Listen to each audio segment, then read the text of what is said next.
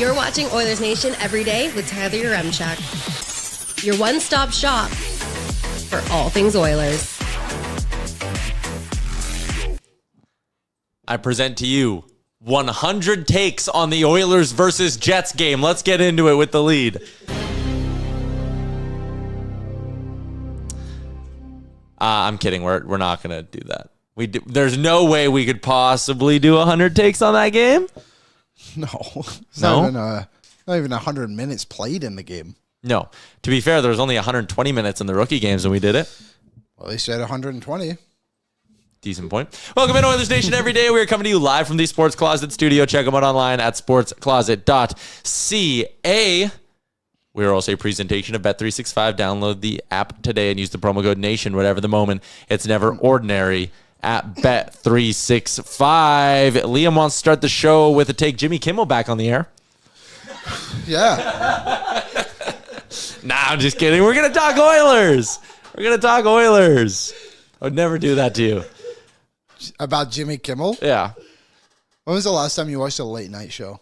Oh, Jesus Christ. I used to watch it like pretty regularly. Really? I was like in like summers between like 11 and 12 because you're up, yeah. It's too cool to go to bed early. Yeah. So you're up late for the late night shows, and that's probably the last time I actually sat down and watched one. Jimmy Kimmel's good though. Yeah, I like Jimmy Jimmy Fallon's good. The rest of them, Seth Meyers? I don't really have time. I for like them. Seth Meyers when he did Weekend Update on SNL. Yeah. That was good. Yeah, James Corden, very controversial late night host, huge star in England. I was going to say, Like I liked him. He was very different on those late night shows, Yeah. but he was good in England. he's got a bad reputation like away from the studio, right? As like being a bit of an rumor asshole. has it, which Yeah. is interesting. So we won't call you the James Corden of Edmonton media. Why? Could you do carpool karaoke? I probably could. Why do you think I'm an asshole outside of the studio? No, that's why I said we won't call Oh, you okay. that. I said we will not call you the James Corden of Edmonton media. Other people might say otherwise. All right, Liam, there's a lot for us to get to today because the Oilers played in a preseason game yesterday. We will break down who looked good and who looked bad as the Oilers traveled out to Winnipeg for a little bit of preseason action. And here's a little hint for the segment. More good than bad, I think, came out of that hockey game. Yeah, I watched the game and most of it. I don't think anyone really had a bad night. I think most guys just kind of didn't. Like, maybe guys just fell invisible, I guess you could say. But for the most part, like guys stood out, and I think that's a promising side of thing. One guy who I saw a lot. There's obviously certain names that were thrown out there who was good and bad, but I just thought Rico played pretty well yesterday. Adam Henrique. He seemed to have a little bit of an extra hop in his step. I like that. Good to see. I got a little preseason warning that I want to remind everyone of. One quick thing, though, just because it's on the top of my brain watching that game. You know, like when Martin Brodeur went to the Blues and you're like, ugh, that looks weird. And like, you know, seeing these star players in different jerseys.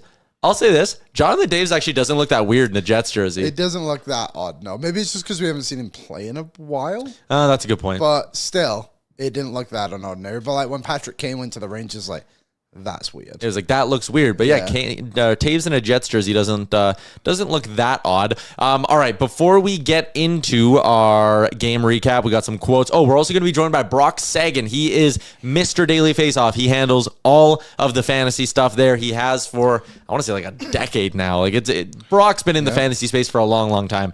He's going to join us at 12:30 to get you excited and prepped for your fantasy hockey draft. But we're actually going to do things in a different order today because we are beginning the show with a Sherwood Ford Giant question. Shout out to our friends over at Sherwood Ford the Giant. Dealer Days is on now at the dealership, and Saturday, October 18th from 1 to 3 p.m., you can also go to take in their upcoming hockey event. Again, Dealer Days, Saturday, October 18th from 1 to 3 p.m. Ticket prizes for Ford and hockey fans of Edmonton. They encourage you to bring canned food as well for the charity drive. Dealer Days at Sherwood Ford, Saturday, October 18th from 1 till 3. Here's your giant question, Liam. We got breaking news yesterday on a day when we didn't do a show. Vasily Podkolzin and the Edmonton Oilers agreeing to terms on a 3-year extension. Now, again, important to note the word extension. This contract does not kick in until next season. This year, Podkolzin is making $1 million, but for the 3 years after that, which covers 2 years of him being an RFA and 1 of him being a UFA, which probably explains the jump in cap hit in this one. You are buying a UFA year out of Vasily Podkolzin, but it's a 3-year deal at $2.95 million. This is a guy in Podkolzin who was one of the better surprises on this roster last year. Totally. He didn't light the world on fire point-wise. 8 goals, 16 assists, 24 points, all of them coming at even strength. No power play points, no shorthanded points. He also had 2 game-winning goals. I think it's very easy to see why this is a player the Oilers were not just comfortable to commit to, but I'd say excited to commit to. They went out and didn't want to see him play this season.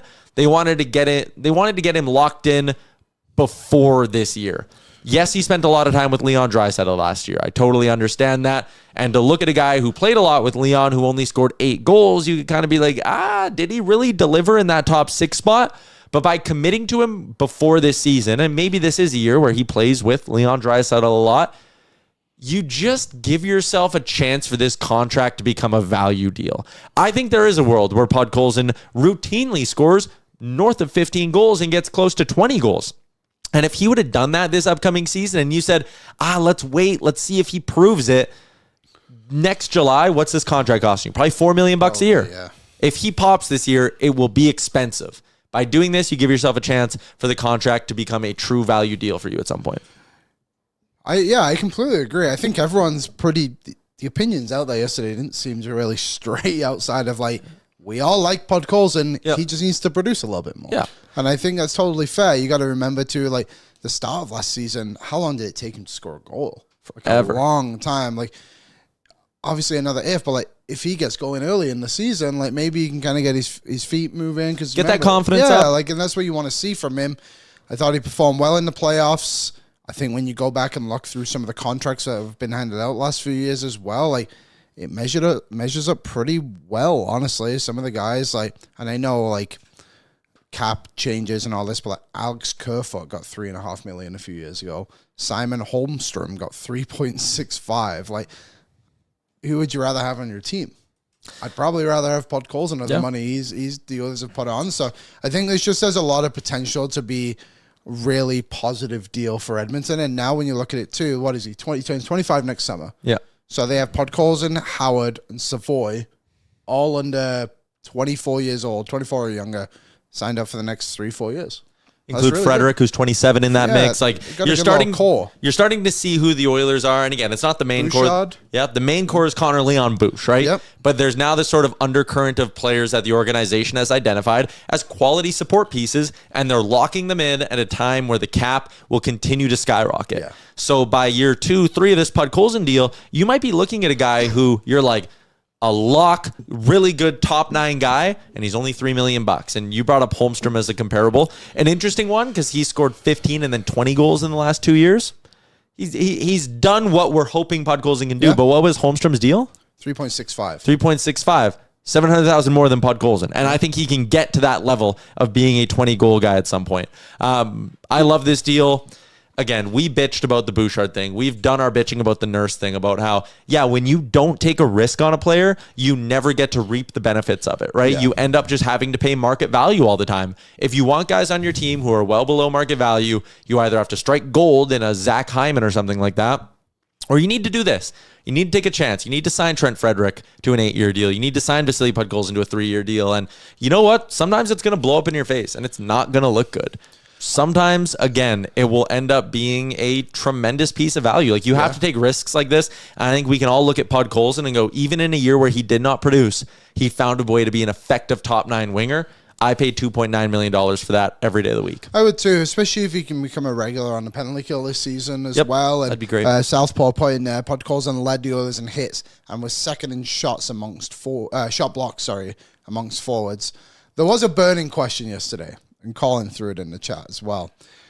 You could all, it's gone up a little bit. It doesn't matter what it looks like. Basically, what he's saying. He says you were I'd in rather have Holloway than Podkolzin. I don't think anyone would argue that. I think at the moment, I said, I was like, Podkolzin is not a Holloway replacement, but he just fills a bit of a gap. Where did this conversation start? How did this become a narrative that in some way the Oilers chose Podkolzin over Holloway? Yeah, that's true. I get they're connected because Podkolzin was acquired right after they didn't match. So, there is a little bit of a connection here. But, this upcoming season, Podkolzin is making $3 million less than Holloway. Yeah, $1 million he makes. Yeah. And next year, Holloway's going to be at 6. Honestly, like, I was thinking about this yesterday. What did Jackson Blake get? Whew. You know what I mean? Like, Jackson Blake was signed this summer. Wasn't Stankoven just take a big Yeah. deal? There was another player as well. I'm forgetting his name. Another younger guy who still had a year of... Stankoven got 6, and Jackson Blake got... Why can't I see? Is he hurt right now? Why can't I see him on Carolina's Puckpedia? I don't know. Either way, Jackson Blake had 34 points last season. Yeah, and he got a really big extension. 5.1 is what Jackson Blake got. Okay, so Holloway's Holloway's better getting, than both those guys. Holloway's probably getting 6.5. Maybe 7. Like, honestly, like if he has a great year this year, he might get $7 million. And Dylan Holloway, again, the Oilers should have matched on Dylan Holloway. 100%. This is not me defending that decision. Dylan Holloway should still be an Oiler. He's not because they prioritized Arvidsson and Skinner over him. If they didn't sign Arvidsson or Skinner, they would have had the money for Holloway. If they would have known that Evander Kane was going to be out all season, which maybe Evander Kane could have given them some more clear messaging, maybe the organization should have been better prepared, they could have had the money for Dylan Holloway. Podkolzin's $1 million was not, you know what, let's not match Dylan Holloway because Vasily Podkolzin's here. Yeah. No, it was an Arvidsson Skinner thing. If anything, I actually give Bowman credit for, after not matching Holloway, he didn't just sit there and go, all right, well, we have our guys, we're good. He went and said, you know what? We should still add some youth to this organization. Him and Emberson both came in around the same time, right? You managed to get rid of Cody Ceci in the process too. Like, I don't know. Like, at the end of the day, it wasn't matched. I don't really think about Holloway anymore until someone brings him up. Yeah. Should they have matched him? Like you said, 100%. Yes. They didn't. We got Podkolzin now. Hopefully, he can score 60 points. But there's people who just will. They will not give the credit to the organization for making what I think is a really good signing for Podkolzin because they just go, you should have signed Holloway's money. They're just not connected anymore. Like, 100%. Again, give credit to the Oilers for identifying a young player in another organization, much like St. Louis did to you, and going undervalued in his organization. We think that guy's better. Frank Nazar, the other player I was thinking of. I mean, he's a half a year into his NHL career. He got $7 million. Yeah. I think it's just very easy for some fans to just pinpoint the Holloway Broberg, and then you ignore Jake Wallman, you ignore Kasperi Kapanen. Totally. There are good moves. We all know it sucks. Stop bringing it up. And the Wallman deal's probably coming any day now, I'd say. Yeah, I think the Oilers are going to be busy here before the start of the season. Totally. Our giant question was recently, will we get another extension before McDavid? We're going to get 2. We might get 2. Hopefully 3. Well, hopefully McDavid is the 3rd, yeah.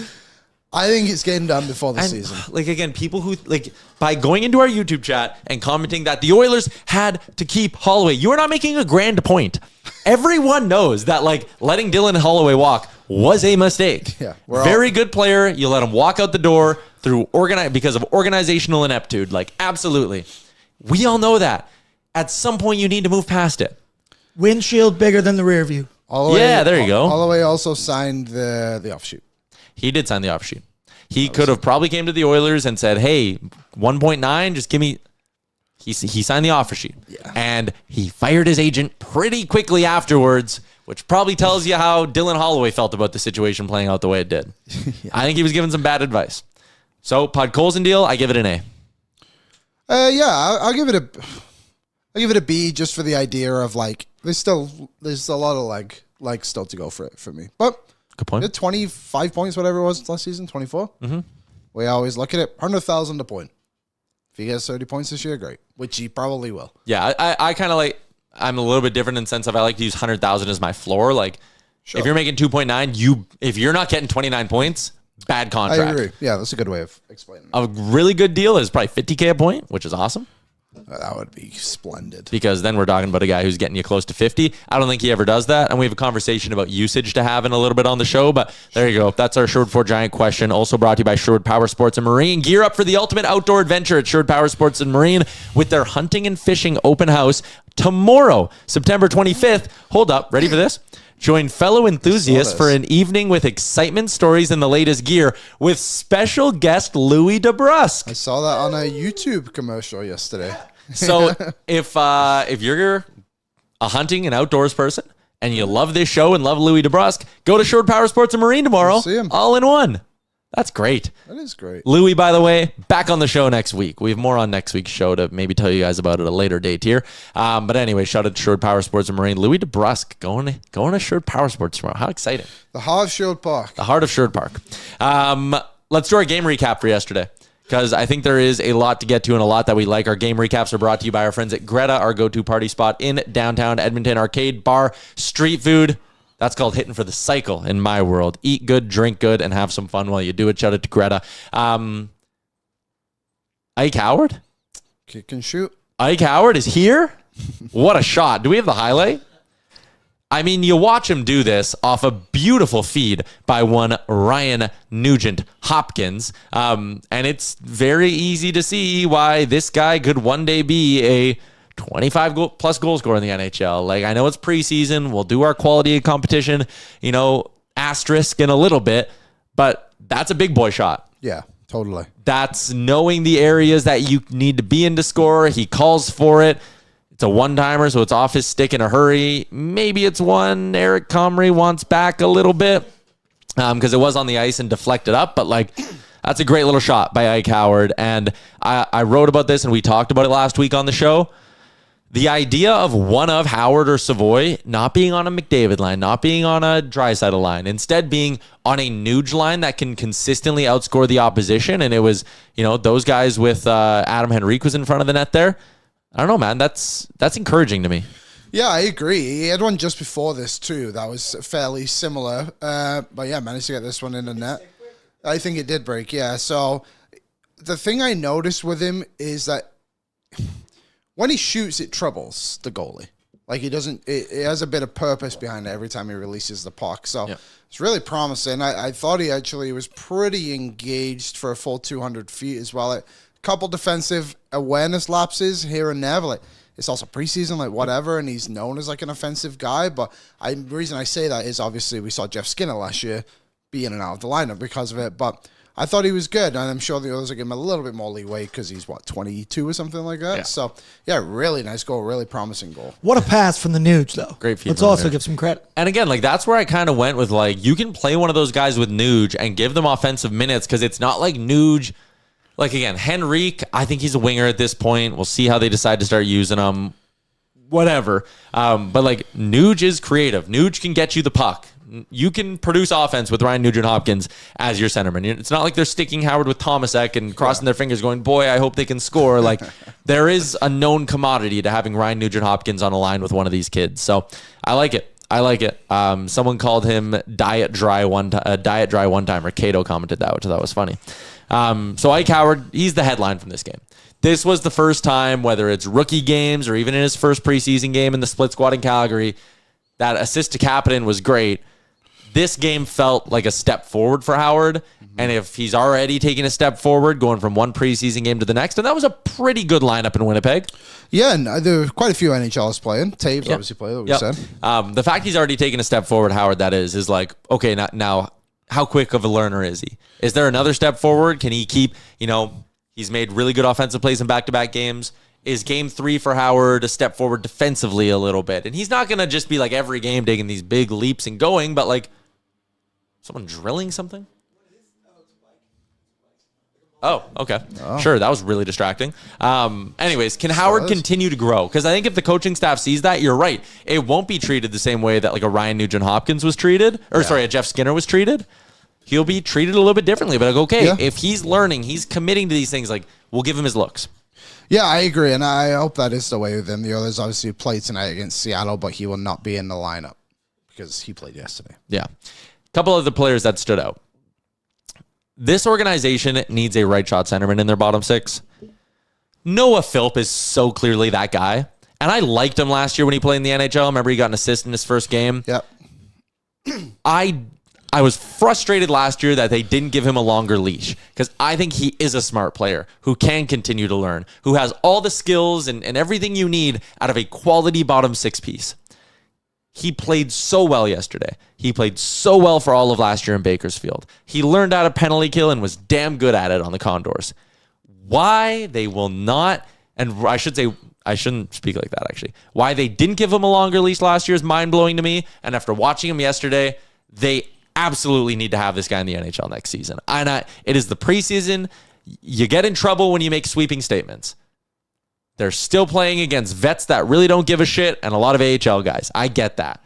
And Noah Philp was very good against American Leaguers last year, so it makes sense that in the preseason he plays good as well. But like, you have this 27-year-old who you found as a U Sports free agent. Give that guy 20 games to start the year. Say, we will deal with a couple of mistakes. We will let you learn.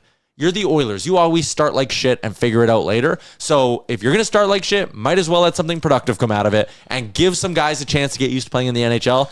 Noah Philp should be the 4C on opening night. I'm willing to say that right now. Well, he just gives them a lot more pace up and down the ice, and I think that's something that they missed a little bit last season in that bottom six. And very composed with the puck. He doesn't, even when the pressure's on him, like he's not afraid of it. I think that's a really good thing. And constantly moving his feet, very intelligent player. So I like him. He was 8 for 14 in the faceoff dot yesterday too, which is about 50%. Solid. Plus 20, that'd be awesome. Plus 2 on a night, 2 primary assists in just shy of 20 minutes, I think it was. Yeah. It's really good. He was good. It was really good. The Philp, like the hype I'm throwing behind Philp, it's legit. I think it will translate to the NHL in the regular season. I want to see Chris Knoblauch use him instead of playing Janmark as a center, or even instead of using Henrique as a fourth line center. Henrique's better on the wing, and Philp can give you NHL minutes. Bag Milk says, is there any possibility that Knoblauch thinks he's playing Philp because Nuge is always around and they look similar? That might be part of it, but if we can continue to dupe Knoblauch into the regular season, the Oilers will be better for it. The next two guys that I want to talk about, I'm a little bit less high on right now because I'm a little bit worried it's quad A glasses where they're looking good because the competition's not as good. Atro Lepinen has potential. I am not here to say he isn't. I am here to say that the top, like Phil, I want him on this roster October 8th, playing minutes when the Oilers open the regular season. Atro Lepinen is not making this team over Troy Stetcher. No, he certainly should not. He does not play defense.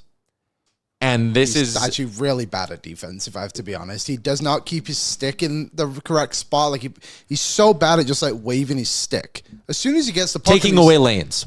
No, like even like puck on stick defending. Like he's so bad, and he's just like seems to not know his positioning very well. But once he gets over the middle line, he is unbelievable. He's got a lot there, but I just again like it's similar, but like Knoblauch isn't going to stand for that. No, like that's just not the way the Oilers can play. They're one of the best defensive teams in the league. He's going to be a great American League player, and God forbid something happens to Bouchard, for example, he'd be a great call-up. But also, he's never defended on the small ice, right? Like, he's coming over for the first time. He's 26. Like, I'm willing to say there could be a future for him here. I think so, too. He just needs to learn to defend. I just think we're preseason goggles with him a little bit right now. He's a 9th best defenseman. I would Stetcher, take Brugula. Stetcher's 7. Yeah, Regular's 8. Yeah, Lepinen's 9. But finding your 9th best defenseman, like you're going to probably have to use him at some point in the season. I agree. It's a good shot. I might take Denis over him, though. I think Denis can play. I think there's a bit more upside on Lepinen. I think they're both just too old to have upside.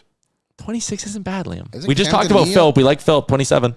Isn't Denis 26? He is 27. Just turned 27. So, okay, maybe like upside potential. Like there's still some, we'll call it unknown with Lepinen. Because like we know what Deneen is in North America. Lepinen has some skills that are like well above average and well above what I'd call American League level. Like he's a good puck mover. I think he sees the game well. I think he can play in the NHL this year at some point. I just think he needs to go to Bakersfield for 41 games. He needs like half the year in Baco, and he needs to iron out some of these wrinkles. I'm just not getting as high on him as some other people are. I get he's very impressive because he's kind of come out of nowhere, and it's like, whoa, where'd they find this guy? He's zipping the puck around. He's making really smart first passes, but like there have been defensive lapses here. Big time. He had a crazy turnover yesterday into the slot. Holy moly. And again, not playing against the best competition yet. You need to make decisions this much faster in the regular season, right? And like, I'm confident Philp can do that because he's had a year of playing against men in the AHL. He's had some NHL experience, all of that stuff. I'm not sitting here putting Lepinen is not playing October 8th. No matter how good he plays for the rest of the preseason, I'm putting that guy in Bakersfield and I'm giving him time to develop and iron out these wrinkles. Simple as that. Completely agree. Where does Josh Brown rank on those D rankings? 13? Honestly, I thought he was totally fine yesterday, but he's definitely not making a team. He's 10. There's the 7 on the roster. There's Lepinin, Regula, and Deneen, and maybe Stillman, and then Brown. He's not in the conversation. No. Either way. 2 more. Hey, Thank man. God we're rich. Rick's on money. He's cashing checks. Good on him. BM said Quinn Hutson's gonna win, or is got the inside track on the Tyrati Award, which is the preseason MVP. He definitely does. Yeah, he totally does, and he's scoring. And again, I've actually been like really, really impressed with him. And we'll get into the line combos for tonight. I just don't. I haven't seen enough, and maybe I will see more as the preseason goes on. I just still think he's a quad A guy. I think he's like a really, really good American leaguer who might not have the skills to be an impactful bottom 6 guy in the NHL, which is what he'll have to be. Yeah. Again, he's looked way better early on in this preseason than I thought he was going to. And then even he looked at the end of last season when he came up for that game and all of that. But like, he's outperforming expectations, but not to a level where I'm like, oh man, I'm getting ready to waive this guy. So Quinn Hutson's on my opening night team. I think he's really good off the puck. Okay. Like he knows where to be. He's really good at kind of breaking up plays and like putting guys under pressure when maybe they're not fully expecting it, and like knowing where to go to apply that pressure. Yeah. I don't think his skating's good enough for the NHL level, and although he did score a goal last night, I think his offensive game still needs to take another step. Mm-hmm. What's he, 22, 23, something like that? I'm excited. I'm curious to see. Excited's the wrong word. I'm curious to see how he does in the American League, because I think, like you said, like he'll probably just be a guy that the Oilers look to call up because he's doing so well. But then he'll come up and maybe he's like a Mark Arcabello type of guy. That's you example. Come up and he does well, but he's nothing special. And that's limited fine. ceiling. And yeah, that's good. You need those guys too who know their fourth line players. Totally. So again, I've been impressed with Quinn Hutson. I wanted to give him his flowers, but like when we talk about, there are 13 forwards on the roster right now. Draisaitl, McDavid, Nuge, Frederick, Mangiapane, Henrique, Janmark, Kapanen, Tomasek, Podkolzin, Savoy, Howard, and Lazar. Yeah. If I had to give like an educated guess right now, Howard's looked good. I think he'll be on the team. You need to see more in a couple preseason games. Need those defensive mistakes to kind of come out or be worked through. But I think all 13 of those guys are on the team, which means there's kind of one spot. I don't think that one spot is Quinn Hutson's. I'm not sure whose spot. I think that spot's Phillips. It's Philip over Hutson right now. I think it's Philip too. Save a bit of money too. Yeah, and probably because you actually will play him night one. Yeah, because he's good. You can, because he's good. We're pro Noah Philp. This is a big Noah Philp show. Oil to the max.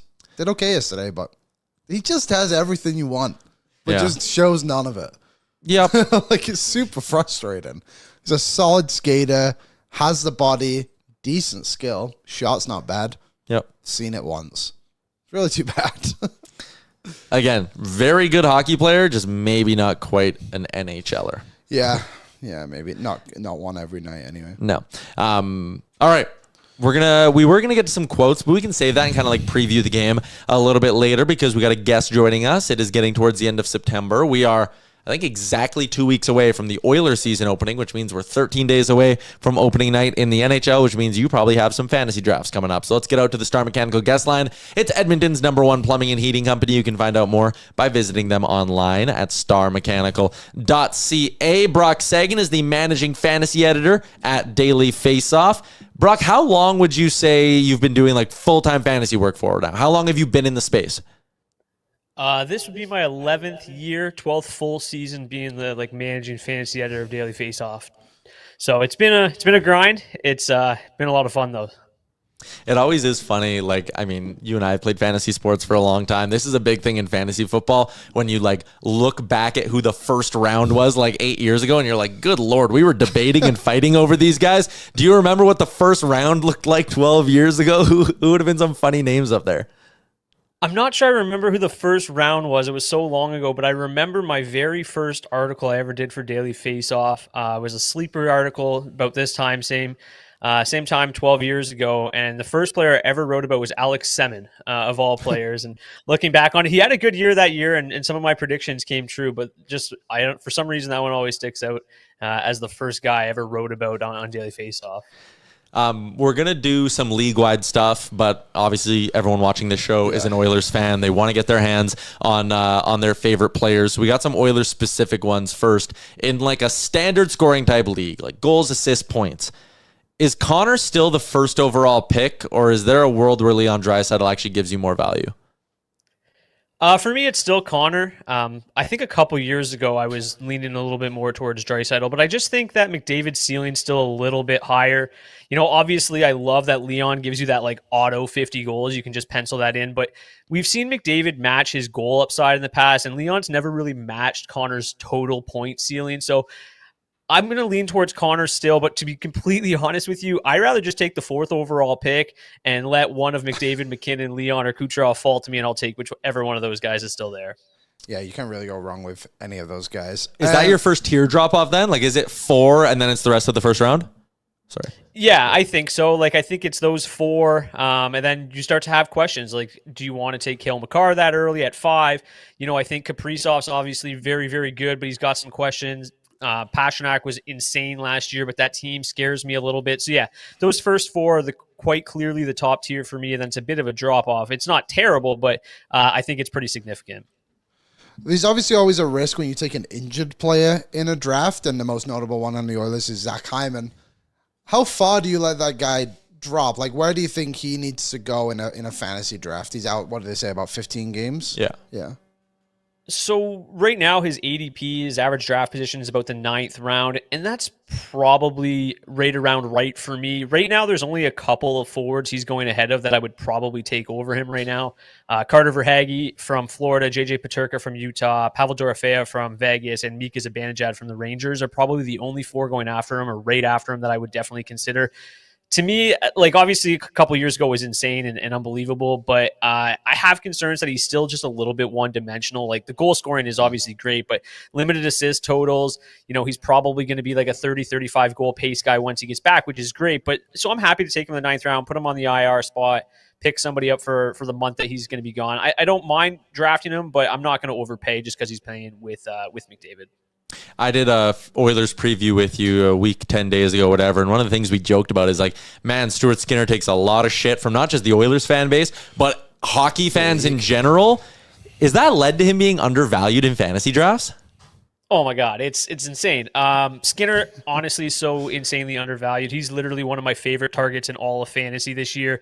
He's currently going 22nd among all goalies in the 11th round, which just makes absolutely no sense because in fantasy hockey, the goalies are more of a product of their environment and the team they play for rather than the individual talents. And obviously the Oilers are one of the best offenses in the league. The sportsbook have them projected to be a top 3 team in the regular season again this year. So if he starts 50 plus games, he's basically a lock for 30 wins, and only like 9 or 10 goalies every year win 10 games or win 30 games, excuse me. So we joked about it when you came on my show, Tyler, that like looking back, or when we look back, we might look at last year as the outlier among Stuart Skinner's seasons, right? Like his quality start percentage was north of 60 in 23 and 24. It was down to 50% last year.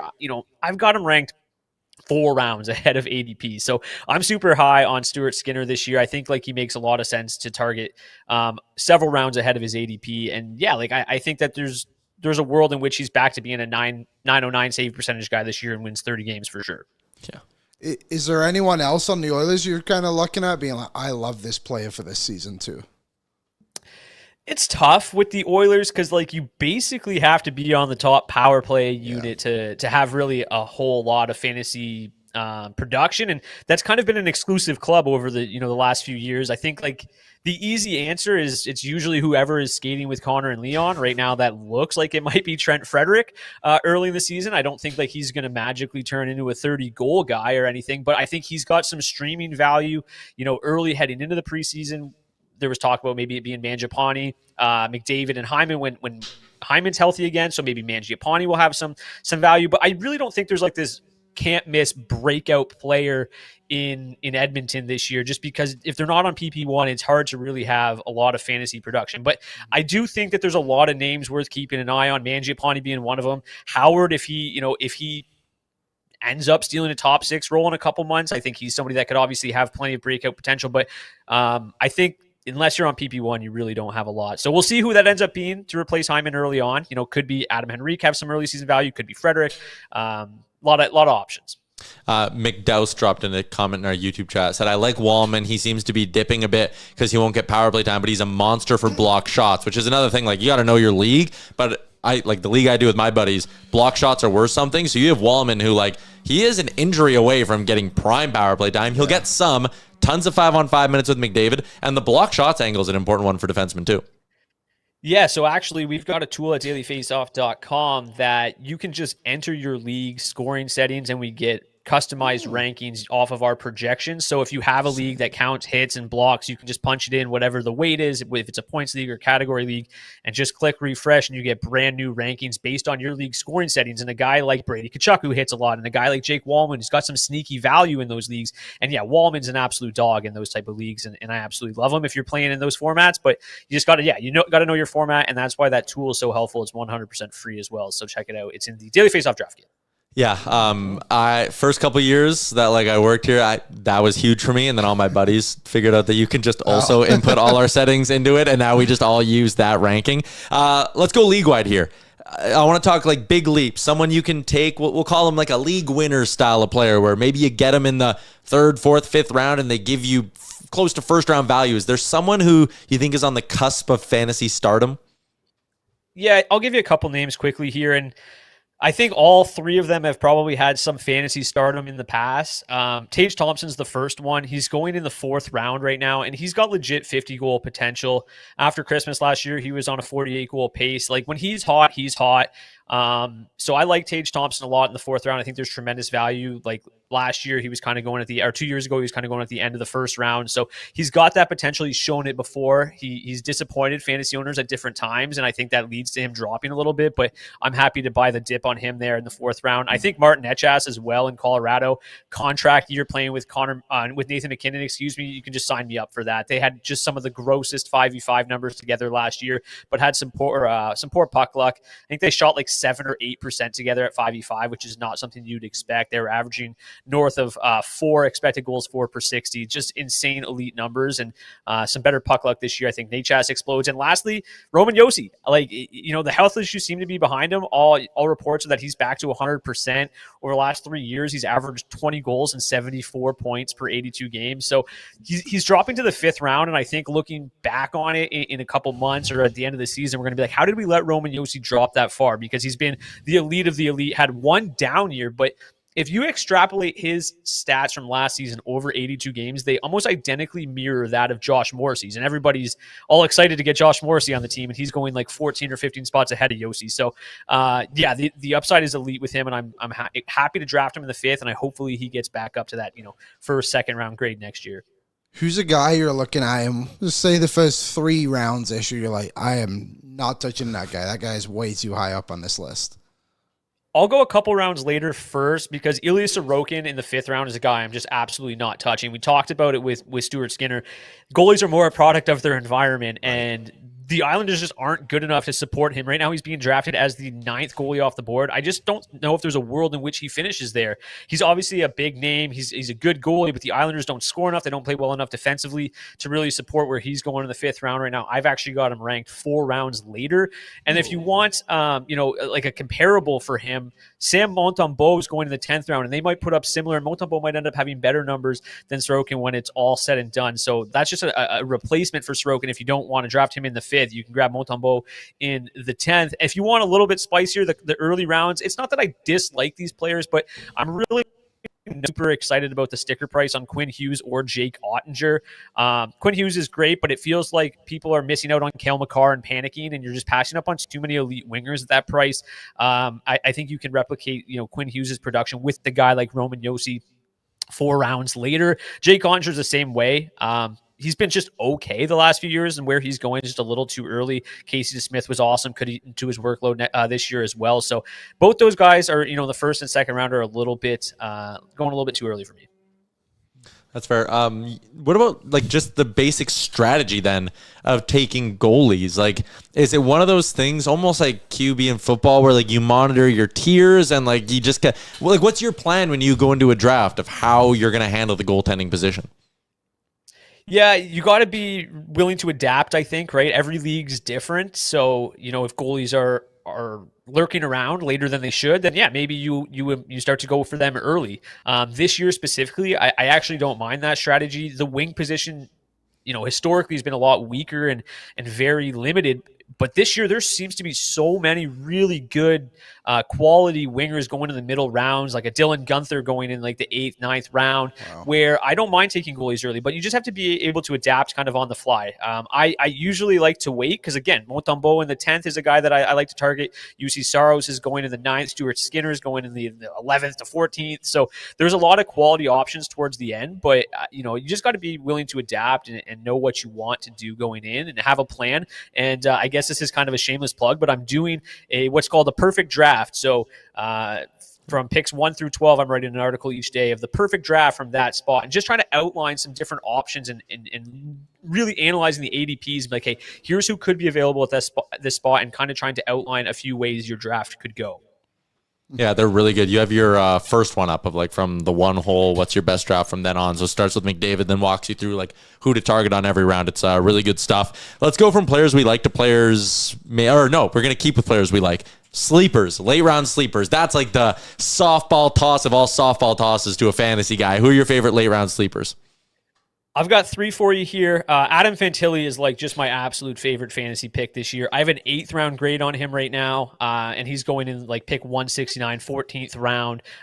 From January 1st on last year, he had 39 points in 44 games, and like 93% of that came at even strength. If you extrapolate that over the full season, that's 67 even strength points, which would have been tied for 7th in the league behind only the league's elite of the elite. So he's already a very strong even strength producer, and just a small uptick in power play usage or power play production, Fantilli could just be an absolute smash. And, talk about the strategy. I'm a guy that likes to wait on centers. That's the deepest position that there is. So Fantilli is a perfect target for that.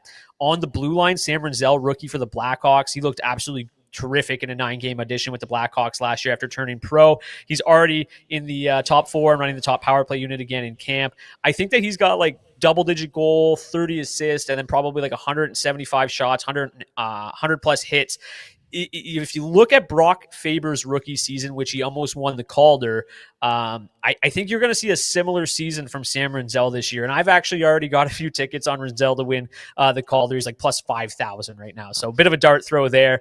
And the final one is a hometown pick for me, Marco Kasper of the Red Wings. He was on pace for 29 goals and 51 points after Todd McClellan took over last year in limited minutes. He's now firmly entrenched as the second line center with DeBrincat and Patrick Kane. The underlying numbers for them, similar to what we saw to McKinnon and Netchas, like not quite to that level, but very good. But the on-ice shooting percentage was like 6% with these guys. So they were creating like 3.3 expected goals for per 60. That whole line is due for some positive regression this year, I think. And then Kasper just also provides extra value. He talked about the banger leagues and the hits leagues and the blocks leagues. He's a guy that averages over 2 hits per game too. So he's got a little bit of sneaky value in those leagues as well.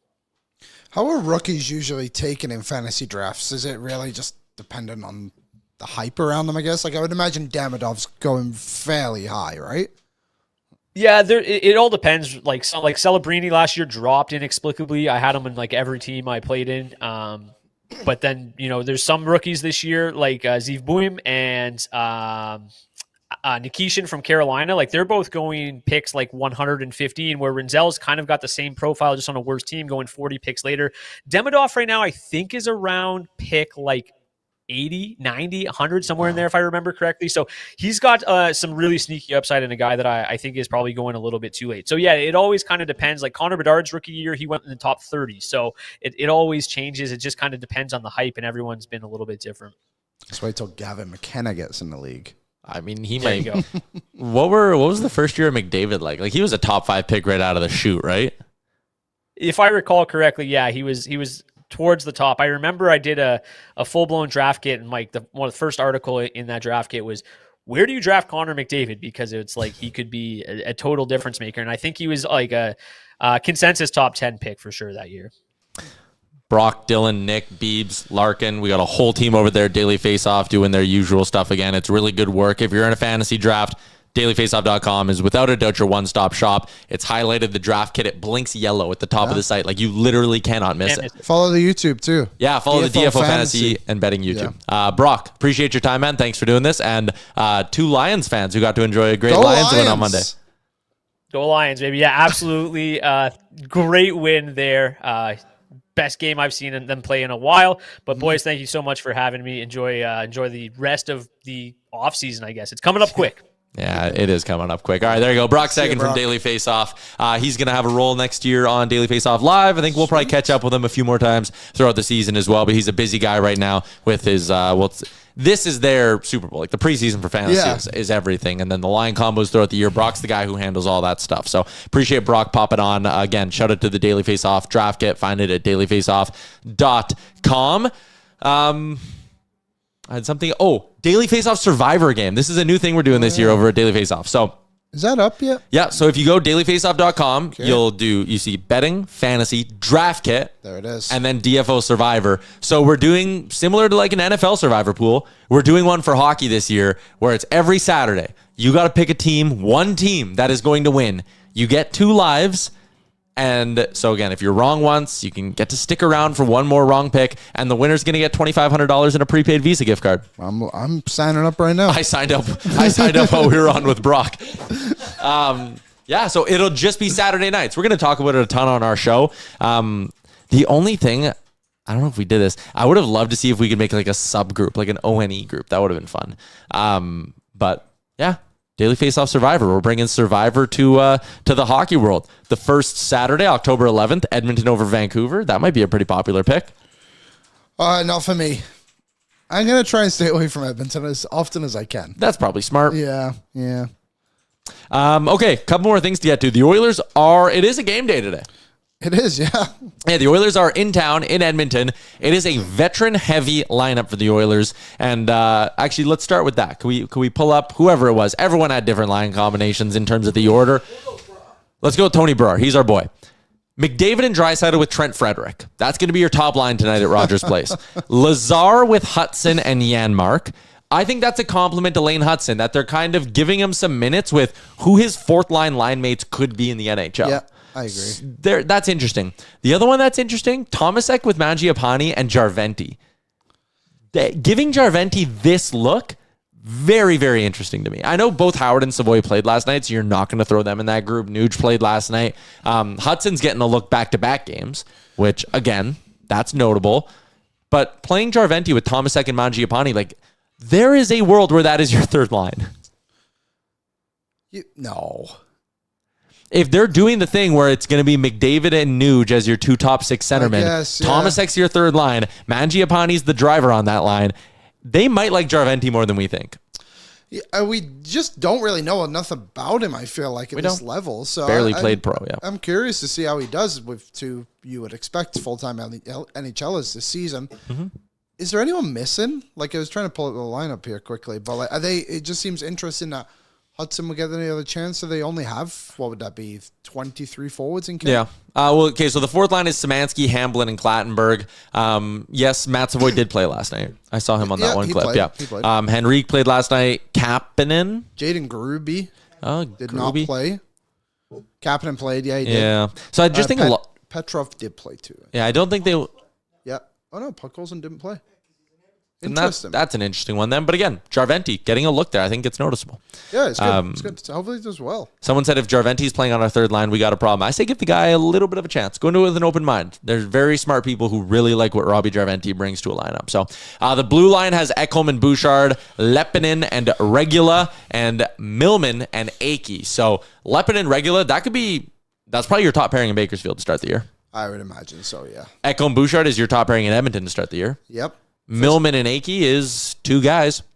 Could be your second pairing in Bakersfield, I guess. Yeah, it could be second, third pairing in Bakersfield. Skinner starts. Johnson's there too. I wonder if they'll probably split the game since it's Skinner's Millman?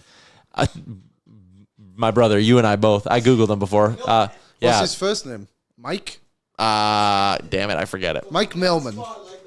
Mike Mason. Mason Millman. So he spent last year in the Bruins system. He played 52 games with the Providence Bruins. He's played 1, 2, 3, 4 years splitting time pretty much every year between the AHL and ECHL. Oh, well, that sounds... Yeah, not exciting. There's a reason why we haven't heard of him. When did he sign? He must have just been in that, like, dumping of players they signed. You know one player who's not at camp, which I'm actually somewhat surprised about, and excuse me, maybe it's just based off contracts, but Mats Lindgren isn't around. He's a 24-year-old player they signed on an American League deal. He just doesn't seem to exist at the moment. Who? Mats Lindgren. Mats Lindgren? Lindgren, yeah. Yeah, he was one of those players they signed that day when they got like Pitlick, Prokop, I miss him in Millman. Oh, there was a Mats Lindgren who played in like the 80s. Yeah, it's his dad. Ah, really? Yeah, so he played for the Kamloops Blazers. So is he? Why isn't he Mats Lindgren Jr.? He maybe is. I don't know. Wow. But yeah, he just doesn't seem to be around. I just find it, I'm curious about it. That's Probably just going right to Bakersfield. maybe, but I don't know. I'd like to see him play a game over the Mason Millman. You know what I mean? Yeah. Even like Damian Carfagna. Is he at main camp? Yeah. He hasn't played. So that's their lineup for tonight. One thing that's obviously been a big topic of conversation over the last 24 hours, not just the Podkolzin extension, but Chris Knoblauch had some interesting things to say about Connor and Leon being on the same line. So let's get to some quotes here. It's brought to you by the Alberta Teachers Association. Alberta spends the least per student on public education in Canada, leaving schools underfunded and in crisis. As Albertans, we cannot ignore this neglect. Our children deserve better, and it's time to act. Why does Alberta invest the least in its students? The excuses must stop. Stand up for our schools, support our educators, and help ensure every child has the opportunity to succeed. The future of Alberta depends on it. For more information, visit stoptheexcuses.ca. Chris Knoblauch on going with Connor and Leon together right out of the gate. And it doesn't sound like this is going to be a temporary thing. Knoblauch explains his decision to start the season with McDavid and Draisaitl on the same line, saying, quote, "When they're playing together, you get a lot more out of the rest of the three lines. That might sound a bit ironic, but the others get more ice time that is available. When those two are playing 21 and 22 minutes on their own line, there isn't much ice time left for the third and fourth lines, and often they feel left out. But with Connor and Leon playing together, it allows those three lines to stay in the game, play their regular shift more often, and they also get to play more to their identity. If you have a guy who maybe isn't a top six guy, but he's playing with Leon or Connor, you kind of have to play a top six line identity, even if that isn't a part of their game. By playing Connor and Leon together, the other guys play to their identity, and maybe you get more out of them. We saw it last year with Nugent Hopkins when he was playing with Podkolzin and Arvidsson. They were putting up as much offense individually. Do you buy this, or do you think this is just him trying to keep Connor happy? I buy it. I think it actually makes a little bit of sense when he kind of lays it out the way he does. You're going to rely on Nugent Hopkins a lot more this season if this is the case for like a long-term plan. At least he's not just hiding it anymore. I mean, yeah, Like, he's not pretending. At least it's coming out being like, hey, like, we want to play them together or they're going to play together. They're So- the best two players in the league. I actually don't always hate it as much as other people do. I understand it, and like people were really calling it out last night, being like, Knoblauch is completely disagreeing with Stan Bowman. Maybe guys like Howard and Savoy just aren't ready to play with those guys yet. And that's fine. Maybe they'll get to that point. But like, Where I'll disagree with you is I think Savoy is. I think he might be too, but yesterday he was pretty quiet. Yeah. Well, Howard was solid. Like, I think they'll get there, and I'm not worried about it. But maybe that's what Knoblauch's just giving them a little bit extra time. Be like, get used to playing in the top six. Well, I'm sure one of them will play with Nuge. Yeah. And then the other one will play with Henrique, whoever it may be. Tomasek. Because obviously Frederick's the guy who looks like he's going to be on the top line with them. But yeah, I don't hate it as much as people do. They go to it all the time. Like, let's not act like this isn't going to happen anyway. What do you think?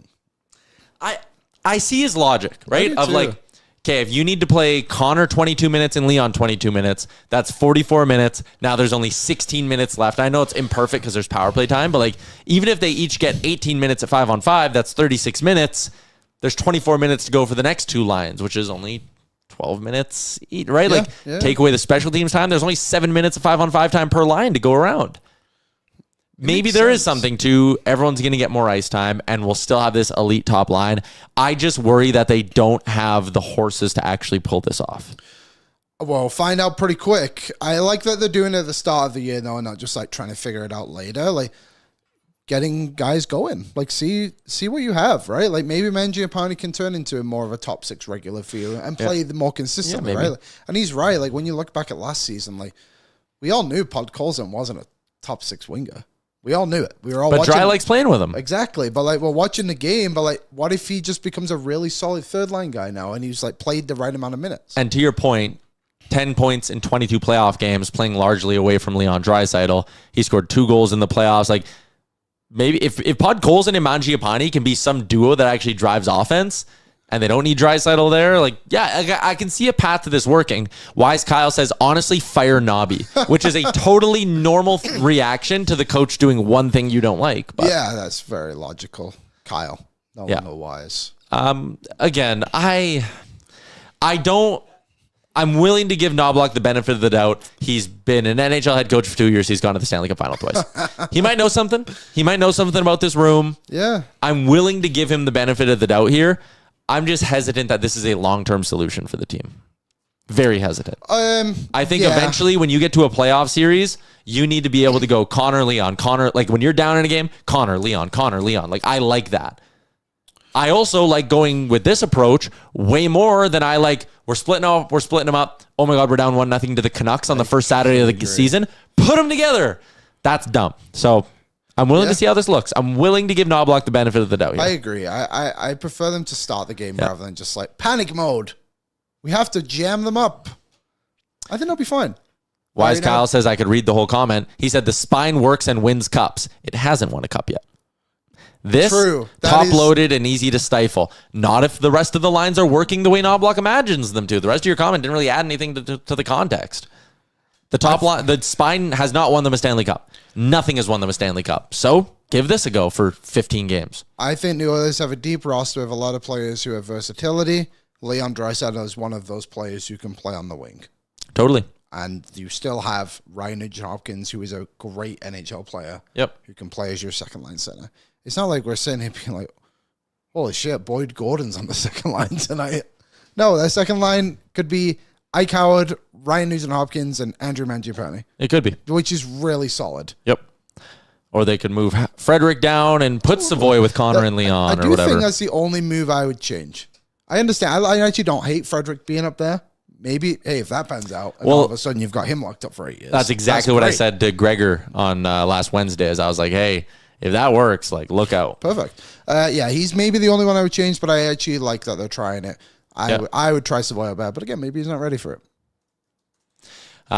They should pump Seattle tonight just with that line. Imagine if they just play them 30 minutes. That would be very annoying. We'll see a power play tonight. Bouchard, Ekholm out there. Yeah. Maybe we'll see. Who are the lines against Aaron? Because obviously, Draisaitl, McDavid. Does this lock in Frederick as a power play guy? Tonight he will be. Why would you not have him? Sorry, for the season. Like, if that's where he's playing. Oh, it makes sense. Yeah. Totally makes sense. Yeah.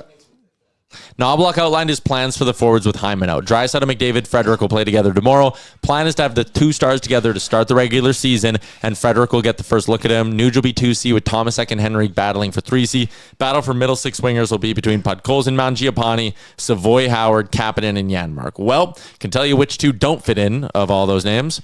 It's Kapanen and Janmark. They'll be on the 4th line. Podkolzin, Mangiapane, Savoy, and Howard. I bet you those are your 4 middle 6 guys. And I would say Phil. Well, you know what? Every Friday we did say we were going to continue to update our lineup projections. Yep. I think we'll both have to make some pretty significant changes for our projections this Friday. I'm going to have to add Mangiapane in. Yeah, totally. That too. We're going to have to wrap this bad boy up pretty quick here. We got to be out by 1 o'clock. So quickly, YouTube chat brought to you by Odd Company Brewing and the Nation Beer Everyday Lager, a crisp, clean lager crafted not just for game day, but for every day. Find one today by going to a liquor store near you. Also, wrapping up for Bet365. Download the app, use the promo code NATION, whatever the moment. It's never ordinary at Bet365. The Blue Jays might be choking away the division, and I'm very scared. They're still in first place by 1 game. They still hold the tiebreaker, but tonight, they're sending Max Scherzer to the bump, and Scherzer struggled his last time out. Didn't make it out of the first inning. They're facing Garrett Crochet, who is going to be a finalist for the AL Cy Young. Their bats are dead right now. Terrible. I'm nervous. Maybe they'll surprise me. They've been surprising me all year. But the Yankees are also playing the White Sox, who are terrible. The Yankees are minus 400 favorites because they're starting Max Fried. Okay, so when we spoke on Monday, what was the record the Blue Jays had to have? to win the division, like worst case scenario. They had to go 4-2 in their final 6, so now they got to go 4-1 in their final 5 to clinch. There you go. Tonight's a tough one. Do you expected them to lose too? Worst case. Decent They've point. lost one. Decent point. They're at home. They're the Blue Jays. Come on. All right. Let's do it. Yeah. Who do they play? Boston? Boston. Oh, tough opponent. Tough opponent because Boston's right in the middle of the playoff picture as well. The Cleveland Guardians, they haven't finished off their comeback story, but they are now tied for the top spot in their division after being 10 games back at the beginning of the month. Eric Sabrowski came in the 7th with the Guardians up 1. Bing, bing, strikeout, got the third guy to line out. Clean 7th inning, Guards win. So the Guardians are now tied with the Tigers for the top spot. Jays are only 1 game up on the Yankees right now. The Mariners are now 4 games up on the Astros, which is crazy. That turnaround is bananas because if you go back to September 1, the Seattle Mariners were 3 games back of the Astros. In the span of 24 days, they flipped that. It's insane. Baseball's good right now. Baseball's good. Shout out to Bet365. Baseball, almost. All right, that is a wrap. Friday, we're back. New lineup projections, probably a second divisional preview as well after we did quads on Mondays. So enjoy your Monday, enjoy your Thursday, everybody. Enjoy Thursday Night Football, and we'll see you back right here on Friday. Oil up.